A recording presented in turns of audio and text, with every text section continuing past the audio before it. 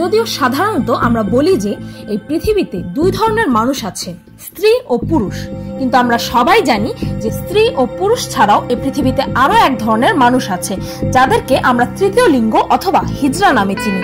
মানুষ হওয়া সত্ত্বেও আমরা এদেরকে মানুষের স্বীকৃতি কখনোই দিই না, কারণ এরা আমাদের অনেক জ্বালাতন করে, আমাদের থেকে অন্যায়ভাবে টাকা আদায় করে। এরা কোনো কাজকর্ম তো করেই না, বরং অন্যের কষ্টের টাকা মেরে খায়। আর এদের টাকা না দিলে এরা রাস্তাঘাটে বেজ্জত করে, তাই না? কিন্তু একটু ভেবে দেখুন তো, এসব অপকর্ম করা ছাড়া আমরা কি তাদের জন্য অন্য কোনো পথ বাকি রেখেছি? তাদেরকে কেউ জব দেয় না, তবে তারা খাবে কি? এদেরকে কেউ লেখাপড়াও শেখায় না, তবে এরা নিজের যোগ্যতায় অন্য কিছু করবে কিভাবে? কাউকে অপমান করতে চাইলে আমরা অনেক সময় তাকে হিজড়া বলে গালি দিই। একবার ভেবে দেখুন তো, এদেরকেও তো সৃষ্টিকর্তাই তৈরি করেছে, আর এতে এদের কোনোই দোষ ছিল না, তবে এদেরকে বিনা দোষে কেনই বা আমরা এতটা অপদস্থ করি? পিনিক পায়ের আজকের পর্বে আমরা কথা বলবো সমাজের সেই বঞ্চিত ও লাঞ্ছিত মানুষদের নিয়ে, যারা নিজেদের অস্তিত্ব ও একাকিত্বের বিরুদ্ধে টিকে থাকার যুদ্ধ করছে প্রতিনিয়ত।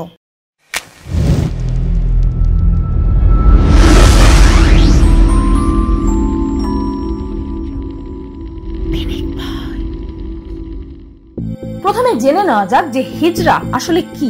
সেক্স বা জেন্ডার এই দুটি শব্দকে বাংলায় অনুবাদ করলে যদিও লিঙ্গই দেখায়, কিন্তু এই দুটির মধ্যে পার্থক্য আছে।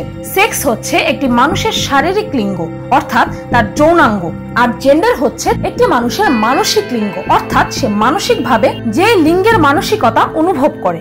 আর একটি মানুষের সেক্স বা জেন্ডার যখন দুইটি আলাদা আলাদা লিঙ্গ অথবা কোনো লিঙ্গই ধারণ করে না, তখন সেই মানুষদেরকে তৃতীয় লিঙ্গ বা হিজড়া বলা হয়। আর এটি সম্পূর্ণই ন্যাচারাল। ট্রান্সজেন্ডার বা হিজড়া অর্থাৎ যাদের লিঙ্গ পুরুষদের মতো না, আবার নারীদের মতো না। এই ট্রান্সজেন্ডারদের মধ্যে অনেক প্রকারভেদ আছে। এদের মধ্যে কেউ জন্মেছে পুরুষের শরীর নিয়ে, কিন্তু তারা মানসিকভাবে নারী। আবার কেউ বা জন্মেছে নারীর যৌনাঙ্গ নিয়ে, কিন্তু এরা মানসিকভাবে পুরুষ।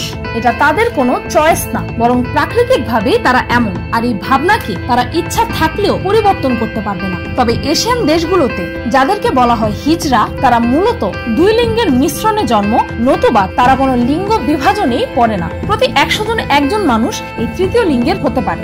মা অথবা বাবার সেক্সুয়াল হরমোনে অ্যাবনর্মালিটি অথবা সমস্যার কারণে তার সন্তান তৃতীয় লিঙ্গের জন্ম হয়, অর্থাৎ এতে তাদের মা বাবা ও বিশেষ করে এই তৃতীয় লিঙ্গের মানুষদের কোনো দোষ নেই। অথচ বিনা দোষে বিশেষ করে এশিয়ান দেশগুলোতে এদেরকে পোহাতে হয় তীব্র নিন্দা। এমনকি এদের মৌলিক চাহিদাটুকুও এ সমাজ মেটায় না। প্রতিটি মানুষের মৌলিক চাহিদা হচ্ছে খাদ্য, বস্ত্র, বাসস্থান, শিক্ষা এবং চিকিৎসা, কিন্তু একটু চিন্তা করলেই বুঝতে পারবেন এগুলোর একটাও এই তৃতীয় লিঙ্গের মানুষেরা এই সমাজ থেকে পায় না। খাদ্য, বস্ত্র বা বাসস্থান এই তিনটি জিনিসের জন্য দরকার টাকা, আর টাকা উপার্জনের জন্য কাজ করতে হয়। কিন্তু বাংলাদেশ, পাকিস্তান বা ইন্ডিয়ার মতো দেশগুলোতে এই তৃতীয় লিঙ্গের মানুষদের কেউ কাজই দেয় না, অর্থাৎ সৎ পথে উপার্জন করার পথ আমরাই তাদের জন্য বাকি রাখিনি ও তাদেরকে অন্যায়ভাবে অন্যের টাকা ছিনিয়ে নিতে বাধ্য করেছি। এমনকি তাদের আরো একটি মৌলিক চাহিদা শিক্ষা থেকেও তাদেরকে বঞ্চিত করে রেখেছি, কারণ তৃতীয় লিঙ্গের মানুষদের কোনো স্কুলেই ভর্তি নিতে চায় না। আর যেহেতু আমাদের সমাজ এদেরকে উপার্জন করতে দেয় না, তার মানে দাঁড়াচ্ছে তাদের চিকিৎসার জন্য টাকা নেই, অর্থাৎ তাদেরকে এই শেষ অধিকারটি থেকেও বঞ্চিত করা হলো। এই মৌলিক অধিকারগুলো প্রত্যেকটি মানুষের এই সমাজ থেকে পাওয়া অধিকার, আর এগুলো থেকেও সম্পূর্ণ বিনা কারণে তারা বঞ্চিত। এই তৃতীয় লিঙ্গের মানুষদের জন্মের পরে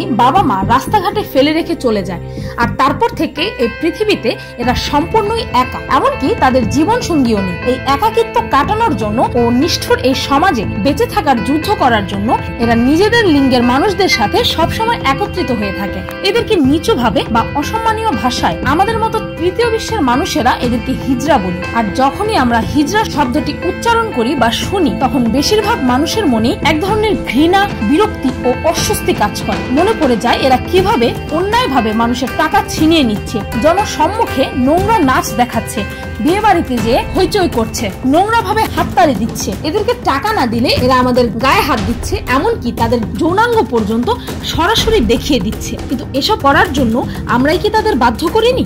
এদের শিক্ষা নেই, প্রিয়জন নেই, এই পৃথিবীতে এদের কেউ নেই। এরা সভ্যতা বা শিক্ষা কোথা থেকে পাবে? তাছাড়া বাঁচার জন্য যেখানে স্ট্রাগল চলছে প্রতিনিয়ত, সেখানে এসব নিয়ে ভাবার সময় কই? বাংলাদেশে কারো সন্তান হিজড়া জন্ম হলে হয়তো জন্মের পরপরই, নতুবা সে একটু বড় হলেই সমাজের নিন্দা ও সমালোচনার ভয়ে তাকে রাস্তাঘাটে ফেলে আসে তার বাবা মা। এমনকি বাংলাদেশে সরকারিভাবে এই হিজড়াদের স্বীকৃতি দেওয়া হলেও ভোটদানে তাদের অবদান আজও স্বীকৃতি পায়নি। আজও হিজড়াদের দেওয়া ভোটগুলো নারী বা পুরুষের নামে চালিয়ে দেওয়া হয়। 2016 ইলেকশনের ভোট লিস্টে 4,95,78,191টি ছিল নারী ও 9,98,98,558টি ছিল পুরুষদের ভোট, কিন্তু এতে তৃতীয় লিঙ্গের মানুষদের ভোটের কথা উল্লেখই করা হয়নি। এমনকি এতদিন বাংলাদেশের ন্যাশনাল আইডি বা জাতীয় পরিচয়পত্র হিজড়াদের জেন্ডার বা লিঙ্গ উল্লেখ ছিল না। দ্য ডিপ্লোম্যাটের একটি রিপোর্ট অনুযায়ী এবছর থেকে এনআইডি কার্ডের ফর্মে নারী পুরুষের সাথে হিজড়াদের জন্য নিজেদের পরিচয় সম্পূর্ণরূপে দেওয়ার জন্য সুযোগ থাকবে। তবুও এদের অস্তিত্বের যুদ্ধ হয়তো কখনোই এ সমাজ শেষ হতে দিবে না। এদের মধ্যে অনেকেই প্রাণঘাতী সার্জারি অথবা হরমোনাল ইনজেকশন নিয়ে কোনো একটি লিঙ্গে রূপান্তরিত হতে চায়, কারণ রাস্তাঘাটে এদের দেখে সবাই তাকিয়ে থাকে, হাসাহাসি করে, এমনকি মারাত্মকভাবে কেউ কেউ এদের পেছনেও লাগে। এই ধরনের অযৌক্তিক ও স্বার্থপর পৃথিবীতে যদি এরা নিজেদের পাওয়ার না দেখাতে পারত, তাহলে তো এরা বেঁচেই থাকতে পারত না। এমনকি চিকিৎসার জন্য এরা ডাক্তারের কাছে গেলেও ডাক্তাররা এদেরকে স্পর্শ করতে ঘৃণা বোধ করে। আর যতক্ষণ না পর্যন্ত তারা তাদের জোর দেখায়, ততক্ষণ কেউ এদেরকে এদের প্রাপ্য অধিকারটুকু দিতে চায় না। আমাদের দেশের বিপরীত পাশ্চাত্যের অনেক দেশেই এই তৃতীয় লিঙ্গের মানুষদেরকে অনেক আগে থেকেই তাদের অধিকার ও মর্যাদা দেওয়া হচ্ছে, আর তারাও বুঝিয়ে দিচ্ছে যে এদের মধ্যেও কি পরিমাণ মেধা আছে ও এরাও যে পৃথিবীর জন্য একটি উপহার। বিখ্যাত ইন্ডিয়ান ডিরেক্টর, অ্যাক্টর ও film writer Rituparno Ghosh, actress Laverne Cox, American advocate, writer, musician and actor Chaz Bono, television personality Carmen Carrera, Andreja Pejic, Fallon Fox ও কেটলিন জেনারের মতো বিখ্যাত এই সেলিব্রিটিরা প্রত্যেকেই ট্রান্সজেন্ডার। তবে বিখ্যাত এই সেলিব্রিটিরা মেধার পরিচয় দিয়ে এই বিশ্বকে প্রমাণ করে দিয়েছে যে হিজড়ারা একজন নারী বা পুরুষদের থেকে কম কিছু নয়। তাদেরকে শুধুমাত্র এই পৃথিবী বঞ্চিত করে রেখেছে, নতুবা তাদের মধ্যেও এই পৃথিবীতে রাজত্ব করার সামর্থ্য আছে। নিজেদের জীবনযাপনের জন্য এই হিজড়াদের মধ্যে অনেকেই পতিতাবৃত্তি পর্যন্ত করতে বাধ্য হয়, যেখানে তারা সেক্স বা যৌন মিলন ছাড়া বাকি সবকিছু করে টাকা রোজগার করে। যদিও এ সময় অনেকেই এদেরকে ধর্ষণ পর্যন্ত করে। আর যদি এই ভেবে থাকেন যে এদেরকে ধর্ষণ কিভাবে করা হয়, তবে উত্তর হচ্ছে এদের মধ্যে বেশিরভাগেরই পশ্চাৎ পৃষ্ঠ দিয়ে যৌনতা করা হয় জোরপূর্বক। এই তৃতীয় লিঙ্গের মানুষদের ভিন্ন ধরনের হলেও যৌন চাহিদা আছে। এরাও আমাদের মতো সুন্দর অনুভব করতে চায়, জীবনে একটি পথ চলার সঙ্গী চায়, কিন্তু এদের জীবনের এই সুখ তারা বেশিরভাগ সময়, বিশেষ করে আমাদের মতো তৃতীয় বিশ্বে, কখনোই পায় না। নিজের সম্পূর্ণ জীবন একাকিত্বের পাশাপাশি এই সমাজের ধিক্কার ও নিন্দা চর্চা নিয়ে কাটাতে হয় এদের, যার কারণে বিশ্বব্যাপী অনেক হিজড়াই আত্মহত্যা করে। আমি বারবার বলবো, এই সবকিছু সম্পূর্ণই বিনা কারণে, বিনা দোষে তাদের পোহাতে হচ্ছে।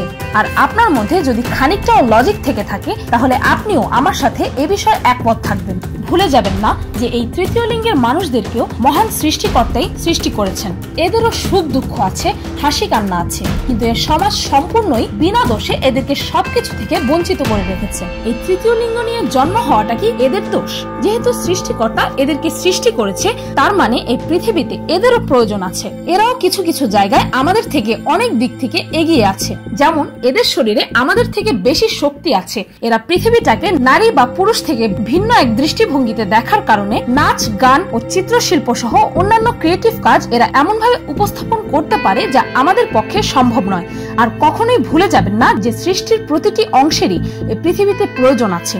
বিনা কারণে এই পৃথিবীতে একটি ক্ষুদ্র কীটপতঙ্গ সৃষ্টি হয় না। তাই সৃষ্টিকর্তার এই সৃষ্ট তৃতীয় লিঙ্গের মানুষদের তাদের অধিকার ও সম্মান দিতে শিখুন। আর আজ থেকে তৃতীয় লিঙ্গের মানুষদের মুখোমুখি হলে তাদেরকেও অন্যান্য মানুষদের মতোই সম্মান দিন। তবেই আপনি প্রকৃত রূপে জীবন শিক্ষায় শিক্ষিত একটি মানুষ হতে পারবেন ও আপনার মধ্যে সমাজের বস্তা পচা কুশিক্ষা ছাড়াও জীবনের মূল শিক্ষার বিচরণ হবে। ভিডিওটি ভালো লাগলে একটি লাইক দিতে ভুলবেন না। আর এই তৃতীয় লিঙ্গ বা হিজড়াদের নিয়ে আপনার মতামত কমেন্টে লিখতে ভুলবেন না। আর আমার চ্যানেলটিকে সাবস্ক্রাইব করুন প্রতিদিন আরো অদ্ভুত ও মজার সব ভিডিও দেখতে। আজকের মতো এই পর্যন্ত, দেখা হচ্ছে পরের ভিডিওতে।